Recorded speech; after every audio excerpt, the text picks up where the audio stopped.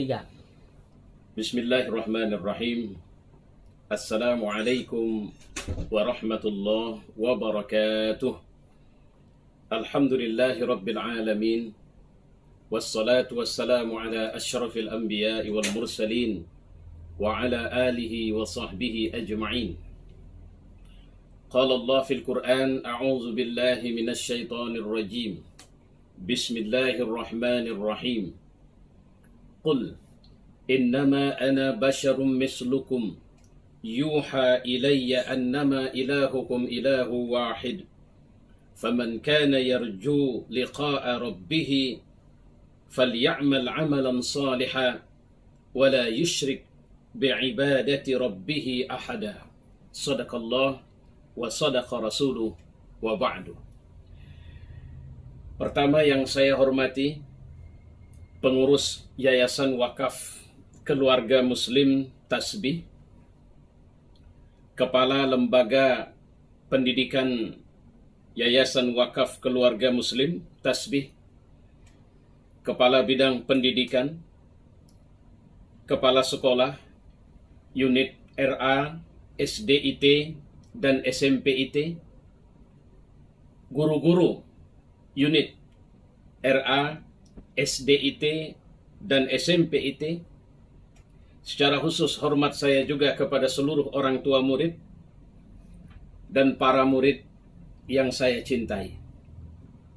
Semoga Allah memberi keberkahan kepada kita semua, menjadikan kita semua berada tetap dalam ridha Allah Subhanahu wa Ta'ala, menjadikan kita semua dalam lindungannya, mendapat taufik, hidayah, inayah, limpahan kesehatan, apalagi dalam situasi COVID-19 sekarang ini, yang kasusnya semakin membuat kita prihatin. Untuk Indonesia sudah menyentuh angka 400.000 kasus lebih kurang, sementara kematian sudah di atas 12.000 kasus lebih kurang.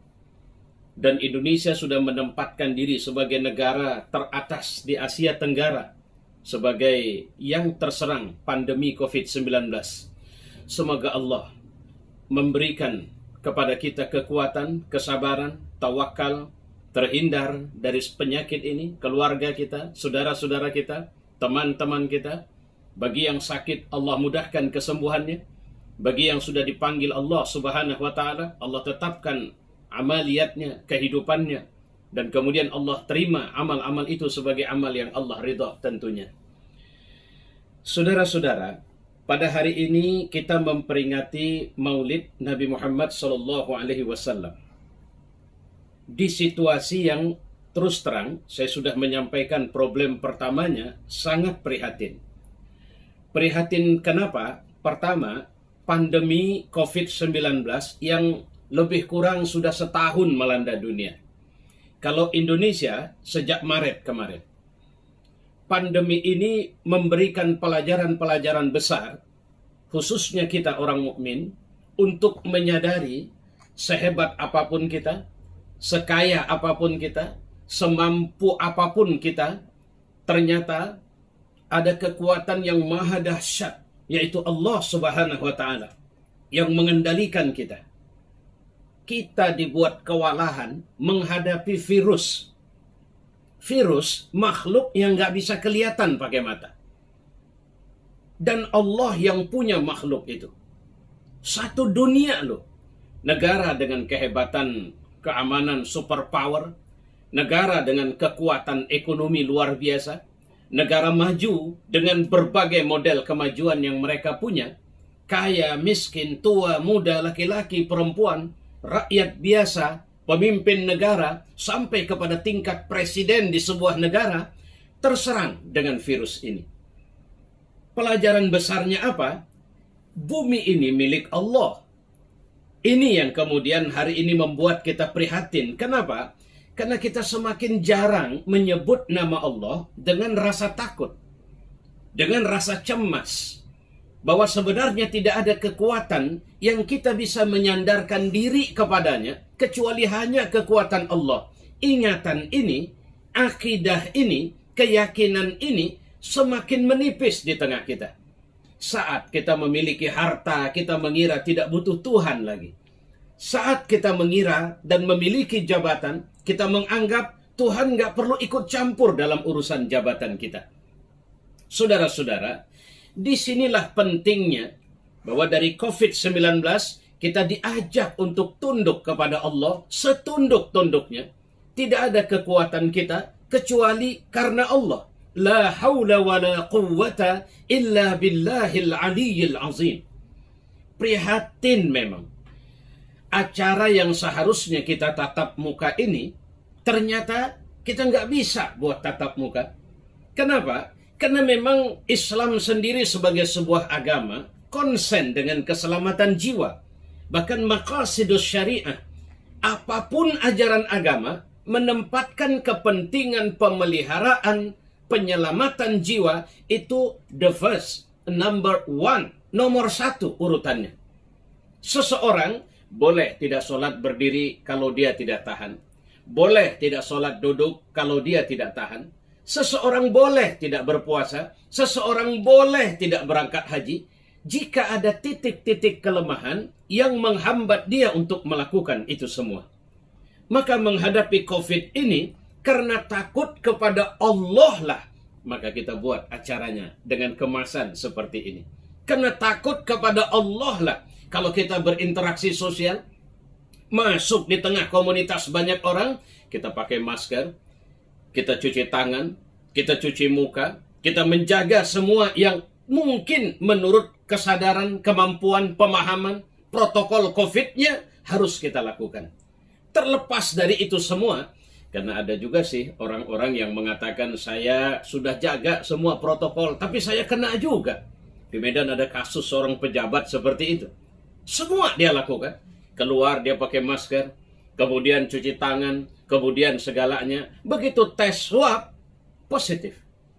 Persoalannya akhirnya, la haula wa la quwwata illa billah. Tidak ada kehebatan, tidak ada kekuatan.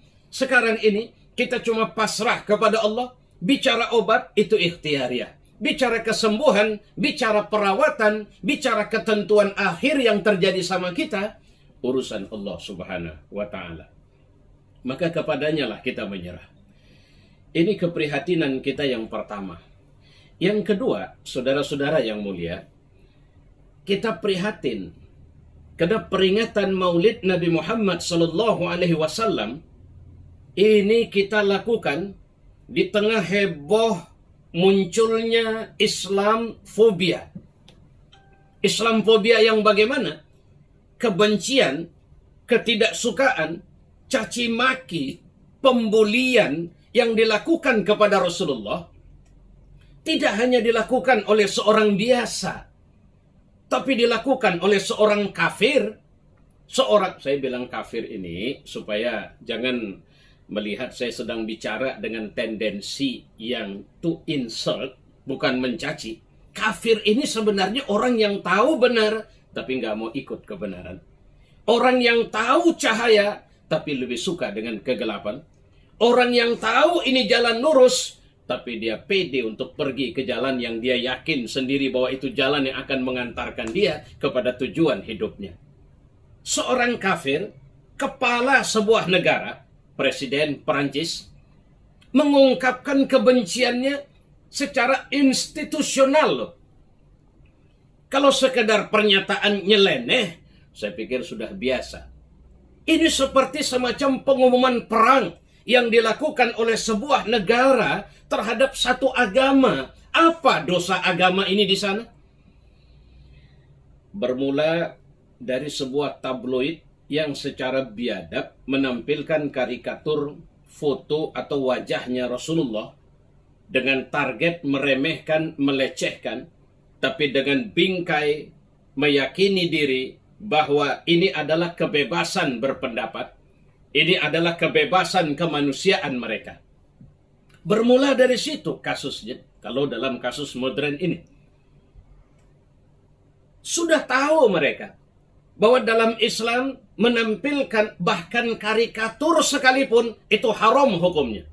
Itu masuk dalam wilayah pelecehan terhadap Nabi Shallallahu Alaihi Wasallam.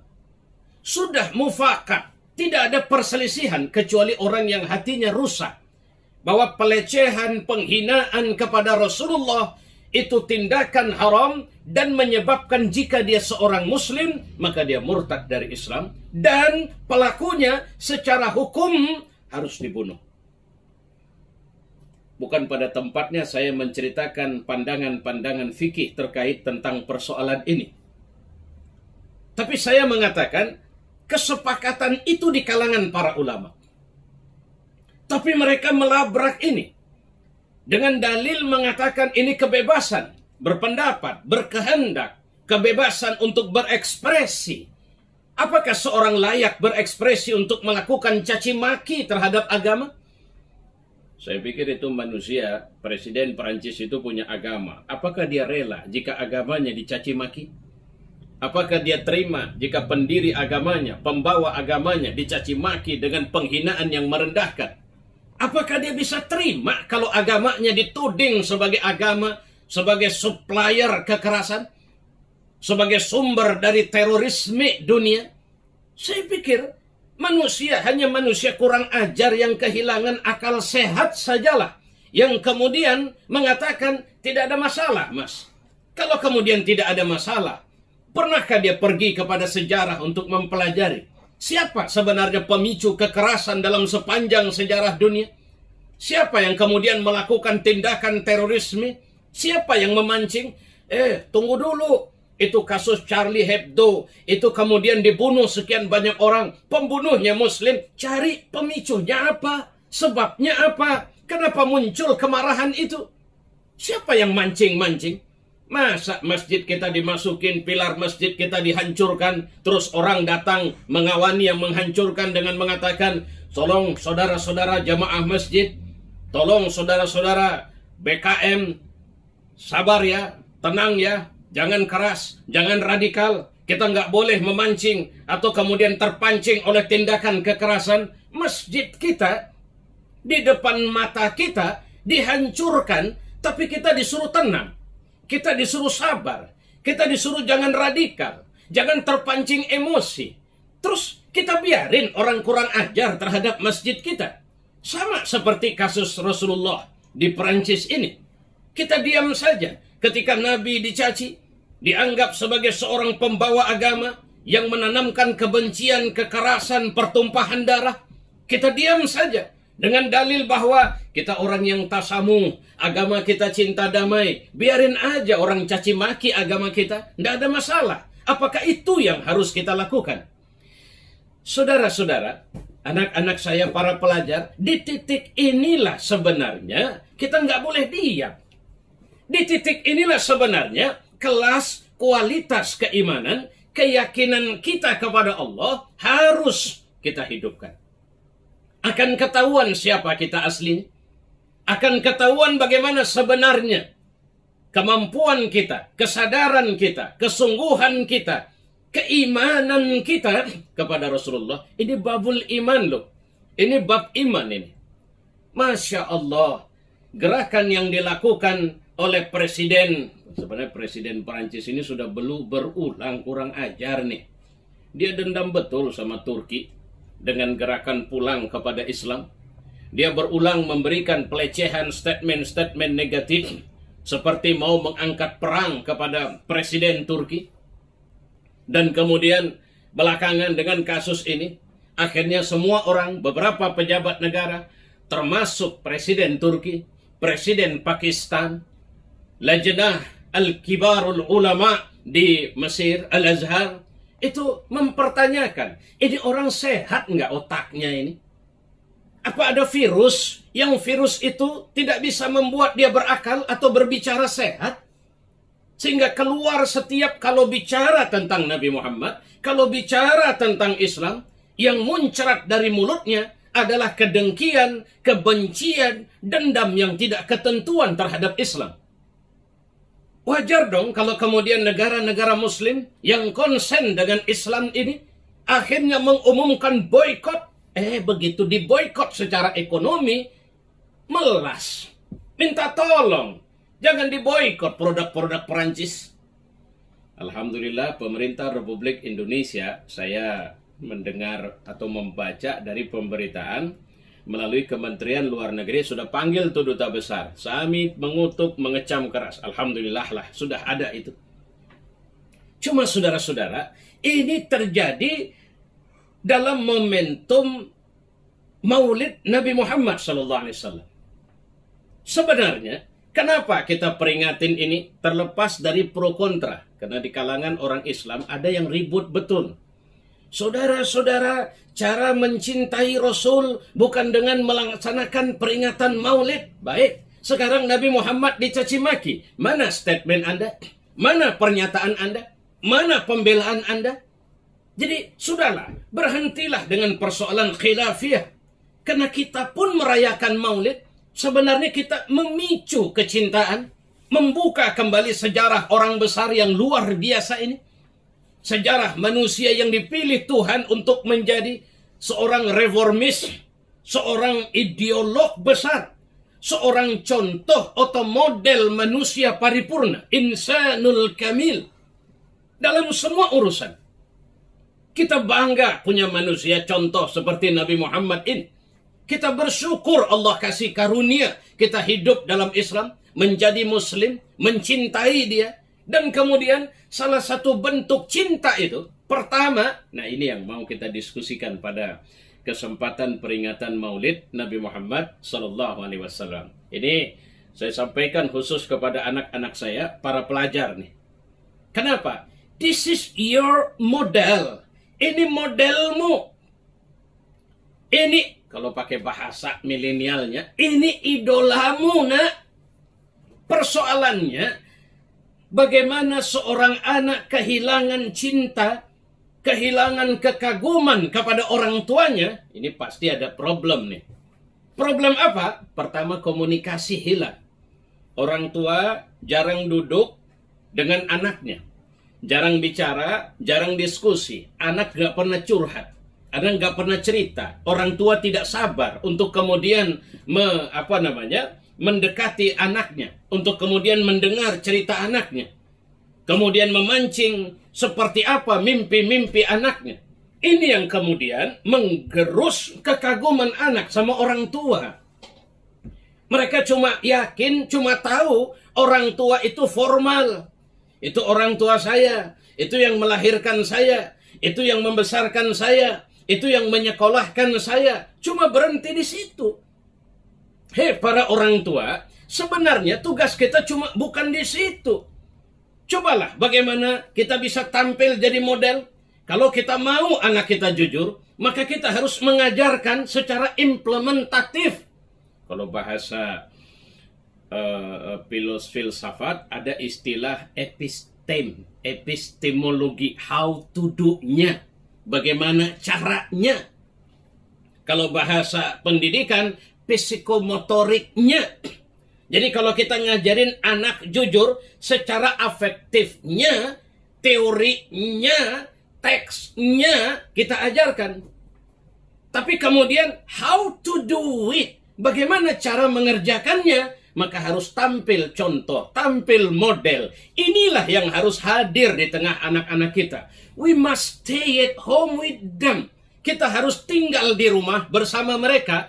Ini falsafah, ini teorinya. Maksud saya, bukan kita nggak kemana-mana secara fisik. Tapi anak kita nyaman. Comfort zone mereka adalah rumah mereka. Nabi SAW mengatakan, my home is my paradise. Rumahku adalah surgaku. Artinya apa? This is our comfort zone. Ini adalah ruang nyaman kita. Saya lelah di luar, saya pulang, saya sudah bisa bayangin, enak betul nih nanti duduk sama istri saya, bercengkrama dengan anak-anak saya. Anak-anak juga begitu. Daripada keluar nggak ketentuan, saya lebih senang di rumah. Karena rumah saya itu taman rekreasi saya, rumah saya, ruang ibadah saya, rumah saya adalah ruang konsultasi saya, rumah saya adalah di mana saya bisa menanam dan menghidupkan mimpi-mimpi besar saya. Nah, saudara-saudara, kenapa saya bicara begini? Ini yang saya bilang, ada penggerusan.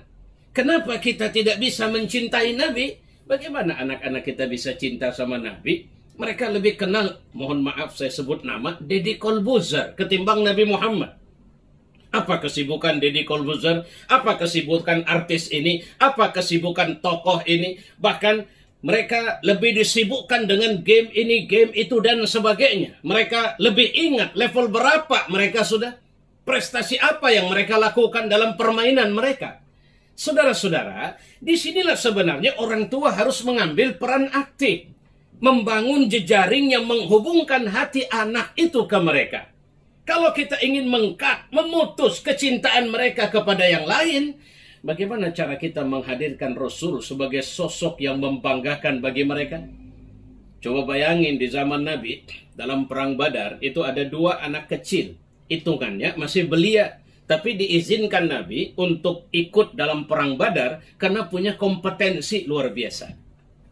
Pada saat perang sedang berkecamuk, 2 anak ini tidak ikut serta, terlalu mengumbar energi untuk kemudian memerangi orang-orang kafir. Mereka datang kepada seorang sahabat, Ami, pakcik, paman, yang mana Abu Jahal di situ? Rupanya fokus mereka kepada Abu Jahal. Kenapa mereka fokus sama Abu Jahal? Ditanya oleh Abdurrahman bin Auf, kalau saya tidak khilaf waktu itu. Lantas kemudian mereka bilang, kami punya target mau tebas leher Abu Jahal. Kenapa? Karena kami dengar dia adalah orang yang paling luar biasa kebenciannya kepada Rasulullah. Caci makinya sangat tinggi kepada Rasulullah. Dia sudah kurang ajar itu. Kami tidak ridho, kami tidak rela kalau dia hidup. Coba bayangin. Anda ingat di sebalik kisah Presiden Macron Perancis yang biadab ini, yang kemudian mengucapkan atau mengungkapkan kata-kata kebencian terhadap Islam? Anda tahu nggak pemicu awalnya adalah salah satunya seorang guru membawa karikatur Nabi Muhammad. Karikatur ini dia tampilkan dengan dalil belajar kebebasan berekspresi di sekolah. Seorang murid muslim terpancing marah membunuh guru ini, dan kemudian saya tadi ada sempat baca artikel yang menceritakan bagaimana ternyata si murid ini buat surat duluan kepada presiden. Suratnya itu berisi kecintaan dia kepada Rasul. Serius.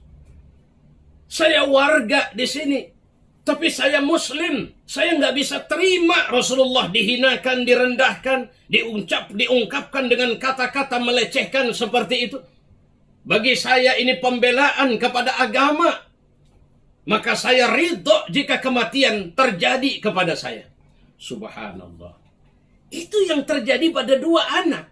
Ketika akhirnya mereka berhasil membunuh Abu Jahal, mereka datang jumpain Rasulullah. Mereka bilang sama Nabi, ya Rasul, kami sudah bunuh Abu Jahal. Rasul kagum, apa bukti kalian bunuh Abu Jahal? Nih, pedang kami masih penuh dengan darah dia. Saudara-saudara, ini saya bukan cerita bagaimana kita juga marah-marahan, enggak. Saya cuma bilang, tahu apa anak kita tentang Nabi? Kalau kemudian anak-anak ini tidak kita kenalkan. Materi sirah nabawiyah harus menjadi materi utama yang ditanamkan kepada mereka.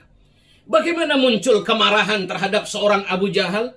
Karena sebab orang tua mereka, para sahabat Rasulullah, menceritakan bagaimana kebencian Abu Jahal kepada Rasulullah. Bagaimana perlakuan, konsolidasi, kekurang ajaran, upaya mengorganisasi kebencian yang dilakukan Abu Jahal terhadap Rasulullah. Itu yang memunculkan kemarahan mereka. Ini kurang ajar nih Abu Jahal. Kalau boleh saya pakai dengan bahasa saya, cukup kami ngatasin Abu Jahal. Saudara-saudara, inilah yang harus kita tularkan. Kita menanamkan cinta. Cinta tentu dengan hanya mulai muncul ketika kita ma'rifah, kita kenal, kita dekat, kita tahu. Apa yang membuat kita kagum? Saudara-saudara, bukan kekaguman muncul dari cerita-cerita perang. Tidak. Cerita perang memunculkan keberanian, tekad, kesungguhan, kesabaran. Tapi kekaguman, cinta, itu muncul ketika kita mempelajari akhlak. Bukankah Nabi Muhammad mengatakan, innama bu'istu liutammima makarimal akhlak. Sebenarnya aku diutus liutammima, untuk menyempurnakan kemuliaan akhlak. Ini yang harus kita ajarkan sama anak kita. Anak kita tahu tuh bahwa jujur itu penting, nak, supaya mereka cari tahu juga bagaimana jujurnya Rasulullah, bagaimana sabarnya Rasulullah, bagaimana welas asihnya Rasulullah, bagaimana sifat iffahnya Rasulullah, bagaimana amanahnya Rasulullah. Harus ada waktu yang kita sediakan khusus cuma untuk menceritakan Rasulullah dengan semua itu. Berapa banyak tokoh besar dihadapkan atau dicekokkan ke mereka untuk kita ceritakan bahwa mereka orang hebat. Kita menceritakan bagaimana banyak manusia prestatif, manusia yang bisa buat ini, pimpin ini. Tapi kita tidak berdaya untuk menceritakan di sebalik kemampuan prestatif mereka itu, bahwa mereka ternyata mungkin tidak memiliki akhlak yang bagus. Mereka gagal sebagai orang tua di rumah. Mereka gagal sebagai suami di rumah mereka. Kenapa? Karena mereka kehilangan sesuatu yang menyebabkan mereka dekat kepada Allah Subhanahu wa Ta'ala. Mereka kehilangan sesuatu yang juga menyebabkan mereka tidak bisa dicintai oleh anak mereka, istri mereka, tetangga mereka, keluarga mereka. Apa sih? Apakah seorang yang memiliki pengetahuan yang tinggi lantas akan dicintai banyak orang? Belum tentu, Mas. Belum tentu. Anda hebat dalam karir Anda. Anak-anakku, nanti kalian menjadi dokter hebat, menjadi pejabat hebat, menjadi hakim hebat, menjadi pengusaha hebat. Apakah dengan semua kehebatan itu, lantas kalian akan dikenang, atau dikenal, atau dicintai oleh banyak orang? Sorry, tidak. Anda cuma dikenal sebagai orang pintar, orang sukses bisa meraih jabatan itu. Cinta tidak muncul karena sebab Anda punya posisi penting. Tapi cinta itu bisa muncul ketika Anda punya akhlak yang baik. Dan Nabi SAW sudah bilang, target utamaku, misi besar risalah dakwahku ini adalah menjadikan manusia itu punya akhlakul karimah. Akhlak sebagai suami, akhlak sebagai istri, akhlak sebagai orang tua, akhlak sebagai anak, akhlak apa? Akhlak yang ketika terbangun interaksi sosial antara saya dengan orang banyak, maka orang akan senang dengan saya. Guru saya bukan orang yang pintar pidato, tapi saya adalah orang yang terus terang saya kagum sama dia. Saya punya anak yang dia kagum dengan salah satu gurunya. Saya perhatikan guru ini orangnya serius, tidak begitu apa istilahnya ya, fleksibel lah, tidak begitu supel lah dalam bergaul. Tapi anak saya ini kalau jumpa atau kalau bicara selalu nama guru ini yang dia sebut-sebut. Apa yang menyebabkan? Dia kagum. Kagum kenapa? Saudara, orang kagum itu bukan cuma sekedar karena memiliki kemampuan otak saja orang yang dia kagumi. Tapi yang sering membuat seorang lekat adalah perhatian, kasih sayang, adalah akhlak yang dimiliki oleh orang ini. Nah, ini generasi pertama Islam memiliki cinta yang melebihi mencintai diri mereka sendiri kepada Rasulullah Shallallahu Alaihi Wasallam, adalah ketika mereka menemukan Rasulullah bukan cuma membawakan ajaran Islam, tapi menghidupkan akhlak Islam di tengah mereka. Satu waktu setelah Rasulullah Shallallahu Alaihi Wasallam wafat, para sahabat masih belum bisa move on. Beberapa sahabat mendiskusikan kepada Rasulullah Shallallahu Alaihi Wasallam tentang siapa sih Rasul, apa sih kelebihannya. Di mana titik penting yang paling utama dari Rasul supaya kita juga bisa belajar dari dia. Ini orang hebat loh. Kalau kita lemah iman, saudara-saudara, ini mohon maaf nih, ini contoh kalau lemah iman nih. Bagaimana kalau kita buatkan saja patung Rasulullah untuk mengenang bagaimana kalau kita rindu kita datang ke patung itu? Ini pernah terjadi pada kaumnya Nabi Nuh. Orang yang mereka berhalakan itu adalah orang yang mereka kagumi akhlaknya sebagai guru di tengah mereka, sebagai cahaya di tengah mereka. Tapi Rasulullah sudah ingatkan dari awal, nggak bisa, Mas, nggak boleh. Buat gambar tidak bisa, memuji sampai menuhankan, sorry, itu tidak boleh. Itu yang saya bilang pada ayat di awal tadi. Qul innama ana basyarun mislukum. Bilang sama mereka, Saya cuma manusia biasa, sama seperti kalian. Manusia biasa. Tidak ada yang luar biasa. Saya bisa nangis, saya bisa tertawa, saya menikah, saya berhubungan suami istri, saya makan, saya buang air. Pokoknya semua sistem anatomi manusia, karakter manusia, ya saya punya, saya manusia. Yuha ilayya, lebihnya saya dikasih wahyu. Wahyu apa? Annama ilahukum ilahu wahid.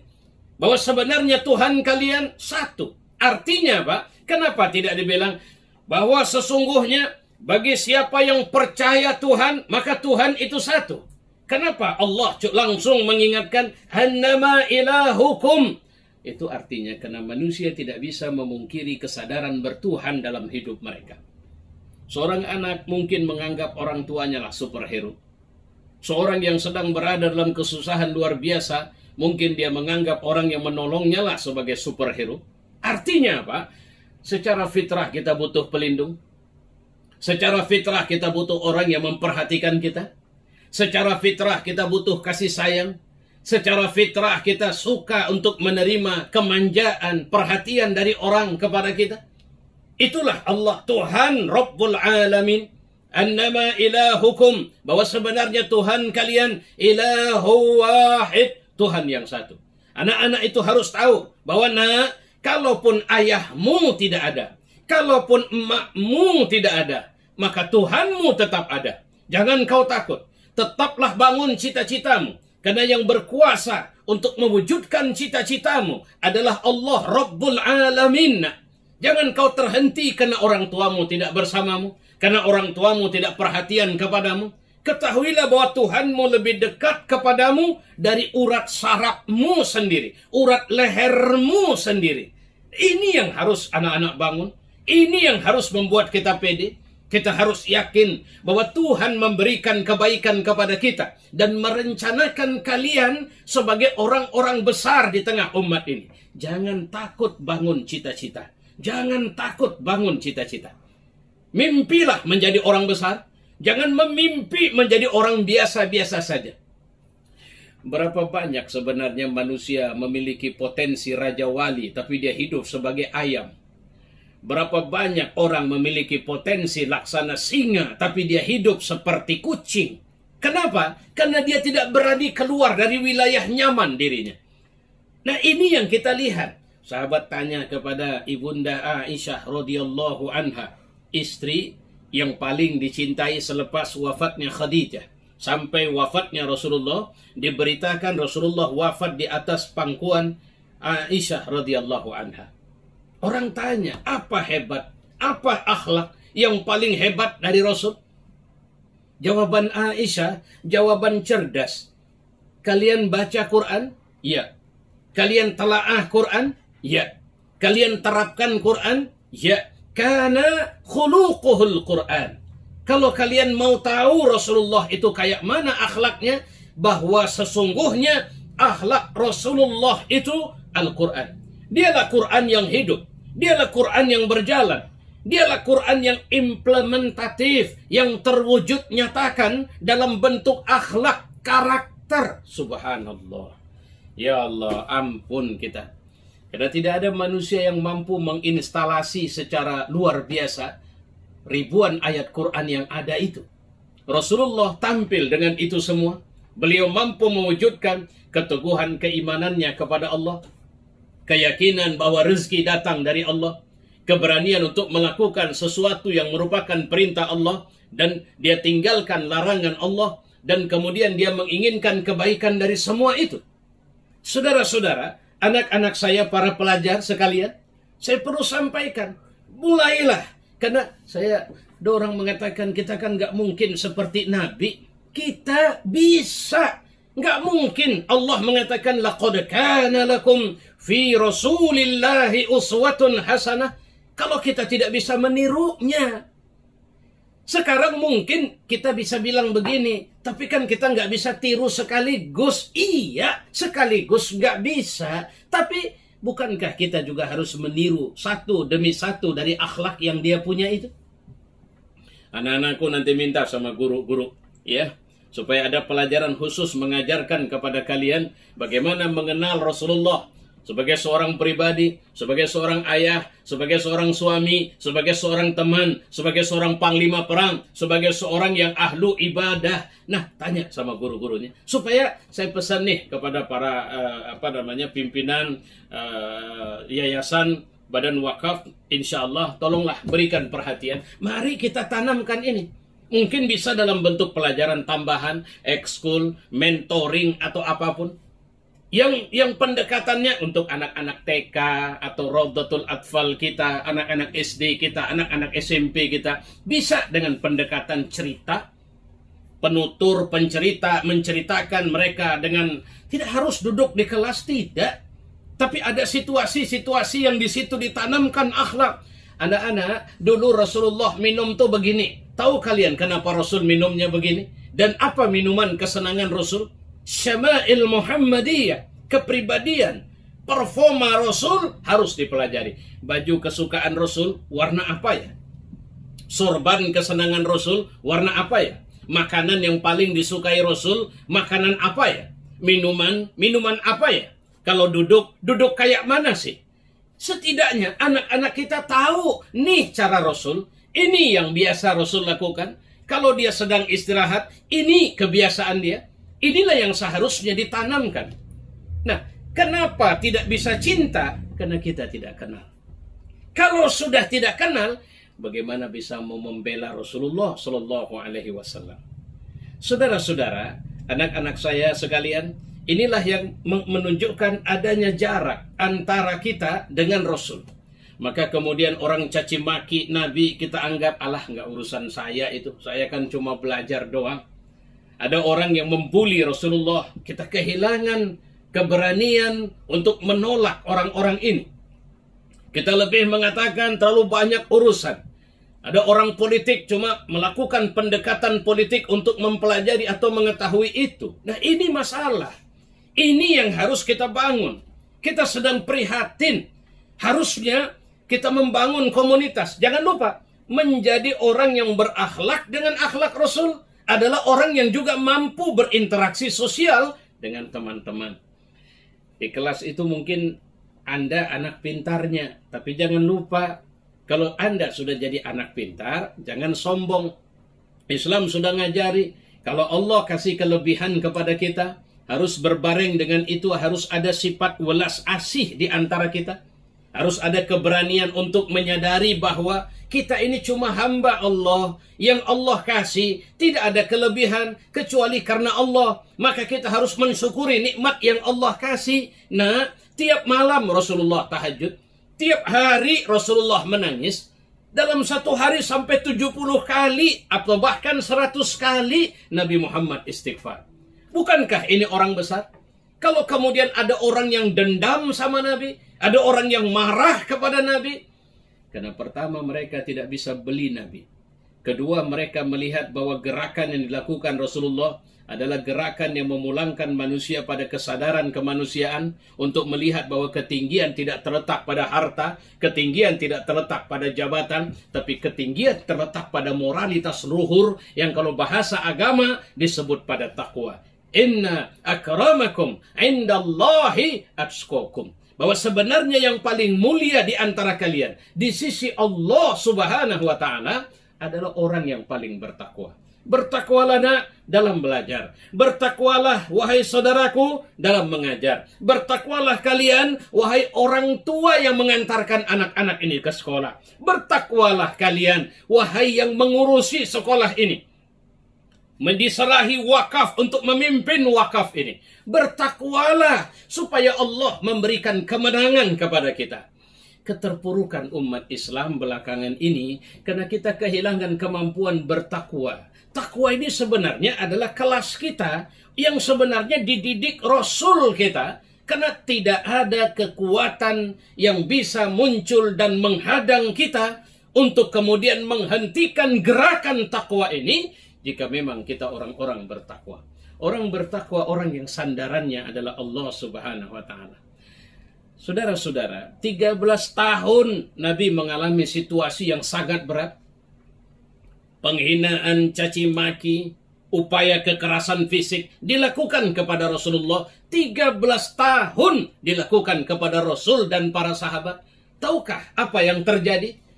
Ketidakberdayaan orang-orang kafir ini untuk menghentikan gerakan dakwah Nabi, sehingga mereka menjadi tidak rasional. Kenapa tidak rasional? Mereka hanya mikirin gimana caranya kalau begini ceritanya kita bubarin saja agama ini dengan cara membunuh Muhammad. Sekarang juga gerakan begini banyak. Nggak sanggup menghentikan dakwah Islam secara argumentatif, pengajiannya dibubarin. Ulamanya disakitin. Ada yang dipenjara, ada yang dibunuh, dan macam-macam. Itu terjadi dalam skala dunia. Maka saya perlu sampaikan, khusus kepada anak-anak saya. Tanamkan keyakinan bahwa kalian adalah pejuang dakwah agama Allah ini. Mimpikan siapa kalian 20 tahun ke depan. Bermimpilah siapa kalian 30 tahun ke depan. Bahwa kalian adalah manusia yang ditunggu umat ini. Bahwa kalian harus menjadi satu dari sekian banyak orang yang berbuat di tengah umat karena Allah. Jika kalian punya mimpi jadi dokter, jadilah dokter karena Allah. Jika kalian mimpi ingin jadi pejabat, jadilah pejabat karena Allah. Jadi businessman karena Allah. Jadi apapun karena Allah. Kalau sudah karena Allah, maka mintalah pertolongan Allah. Kalau kita sudah minta pertolongan Allah, Allah akan memberikan pembelaan kepada kita. Menjadikan kita orang yang dekat kepadanya. Menjayakan agama ini. Sukses dunia dan akhirat. Saya kira ini catatan-catatan yang bisa saya sampaikan kepada kita semua. Mohon maaf atas mungkin penyampaian ini yang terlalu bersemangat atau bagaimana. Ya, mudah-mudahan Allah mempertemukan kita satu waktu nanti di saat pandemi ini sudah diangkat Allah dari tengah-tengah kita. Sukses terus. Semoga sekolah yang kita kelola, sekolah yang memproduksi anak-anak berkualitas. Dan anak-anak saya, jadilah kalian orang-orang besar dengan mimpi besar, kerja besar, karya besar. Jangan tuduh diri kalian bahwa kalian tidak punya kemampuan untuk berkarya di tengah umat ini. Wassalamualaikum warahmatullahi wabarakatuh.